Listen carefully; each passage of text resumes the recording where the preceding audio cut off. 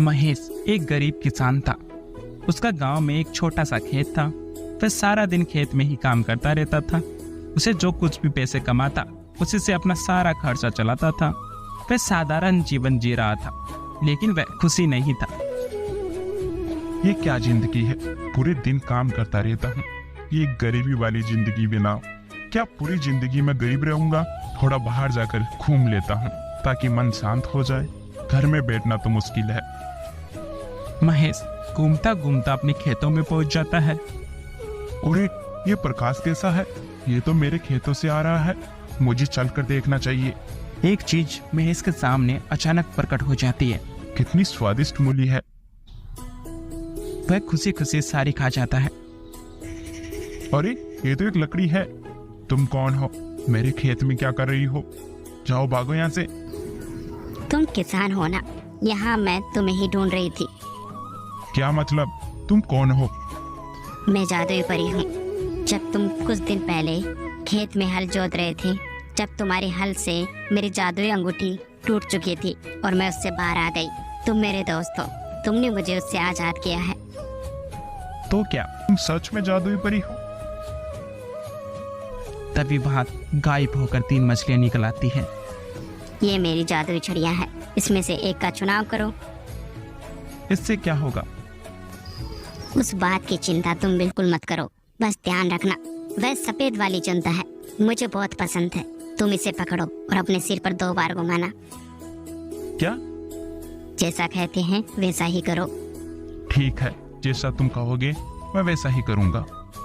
अब तुम घर जाओ, तुम्हारी इच्छा पूरी हो जाएगी। ये सब सुनकर महेश अपने घर चला जाता है। अगली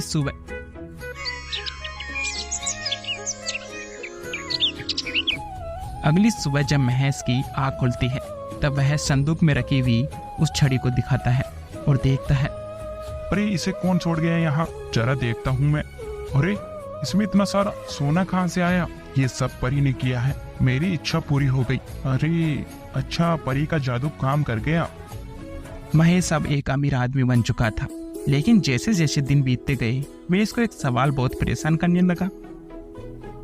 मेरी इच्छा पूरी कर दी, लेकिन क्या होता अगर मैं दूसरी छड़ी का इस्तेमाल करता? अच्छा, शायद मुझे इससे ज्यादा धन मिलता। मुझे दूसरी वाली छड़ी ही चुननी चाहिए थी। इस सोना तो एक न एक दिन खत्म हो जाएगा। मुझे आज रात खेत में जाकर दोबारा परी को ढूंढना है। महेश रात में दोबारा खुले खेत में जाता है और परी को ढूंढने के लिए पेड़ों पर देखता है। महेश मेरे दोस्त, मुझे पता था तुम जरूर आओगे। क्या तुम्हें पता था? हाँ पता था। बताओ तुम्हें क्या चाहिए? बहन परी, तुमने मेरी पहली इच्छा बड़ी ही आसानी से पूरी कर दी।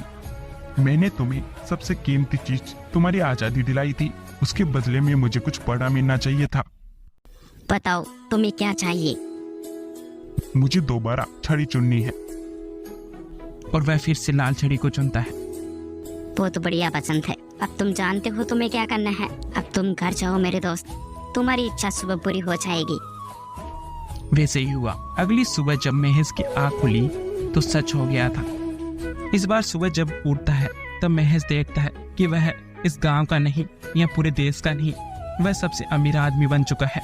और वाकई में महेश सबसे बड़ा और अमीर आदमी बन चुका था और उसका घर भी बड़ा बन चुका था। उसके पास सबसे बढ़िया खाना और कपड़े थे, यहाँ तक कि उसके अपने घर पर कर्मचारी भी रख लिए थे। काफी दिनों तक महेश मजे की संपत्ति में जीवन व्यापन करता रहा। ऐसा कुछ भी नहीं था जो महेश खरीद नहीं सकता था, लेकिन एक और ख्याल उसके दिमाग को परेशान करने लगा।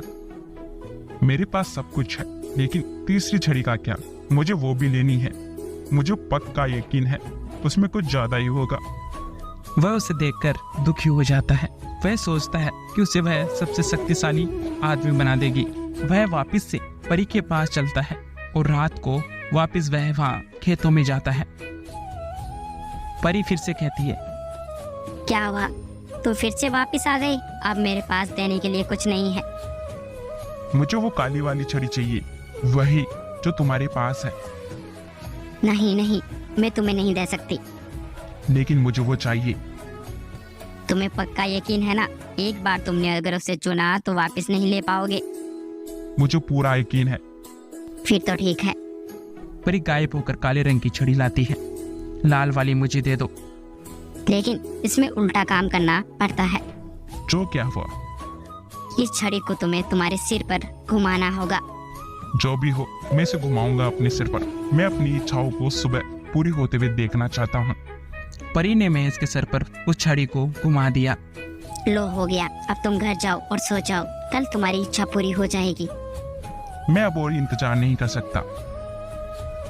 वह वापस घर चला जाता है और वह सो जाता है, लेकिन वह काफी सोने की कोशिश करता है। उस रात वह थोड़ा बेचैन भी रहता है। उसके दिमाग में तरह तरह के सुंदर ख्याल आने लगे। अगली सुबह जब महेश की आंखें खुली, हे भगवान, कहाँ है सब कुछ? और वह जब चलकर देखता है, महेश भागकर दूसरी तरफ जाता है। उसमें से बदबू आ रही है। हे भगवान, ये क्या है? इतनी गंदी बदबू चीज। अरे, इस संदूक में तो कचरा भरा हुआ है। महेश के घर में संदूक की सारी चीजें कचरे में परिवर्तन हो गई थी। ये नहीं हो सकता। ये क्या हो रहा है? नहीं नहीं, मैंने ये क्या कर दिया? हे भगवान, मेरा सब कुछ चला गया। मैं लूट गया। मेरे लालच के कारण मैं बर्बाद हो गया।